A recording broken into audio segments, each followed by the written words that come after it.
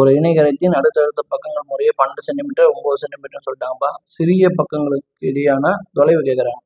இது இணைகரம்பா. ஏபிசிடி போட்டாச்சா இணைகரம். அடுத்தடுத்த பக்கங்கள் 12 சென்டிமீட்டர் 9 சென்டிமீட்டர் போட்டோம். அடுத்தது அவங்க என்ன சொல்லிட்டாங்கன்னா சிறிய பக்கம், இந்த சிறிய பக்கத்துக்கு 8 கிலோமீட்டர்னா பெருசுக்கு எவ்வளோன்னு கேட்குறாங்க. பார்ப்போம், பார்க்கலாமா? நம்ம என்ன பண்ணுறோம், அவங்க கொடுத்தது அப்படியே இது இணைகரத்தின் அடுத்த பக்கங்கள் 12 சென்டிமீட்டர் 9 சென்டிமீட்டர் எழுதிட்டோமா. சிறிய பக்கங்கள் 9 நம்ம எடுத்துக்கணும்னு வச்சுங்களேன். 9 சென்டிமீட்டர் எடுத்துக்கிட்டோம்னா சிறிய பக்கங்கள் தொலைவு என்னப்பா 8 சென்டிமீட்டர் அவங்க கொடுத்துட்டாங்களா. அப்போ இணைகரத்தின் பரப்பளவு நம்ம பண்ணலாம் பி இன்டி ஹெச் சதுர அலகுகள். அப்போ பிஎம் மதிப்பு 9, ஹெச்ஓ மதிப்பு 8, 9 72 சதுர சென்டிமீட்டர். அடுத்தது நம்ம பெரிய பக்கத்துக்கு கண்டுபிடிக்கணும்னா பெரிய பக்கத்துக்கு நம்ம என்ன இருக்கு 12 சென்டிமீட்டர் இருக்குது. ஆனால் இந்த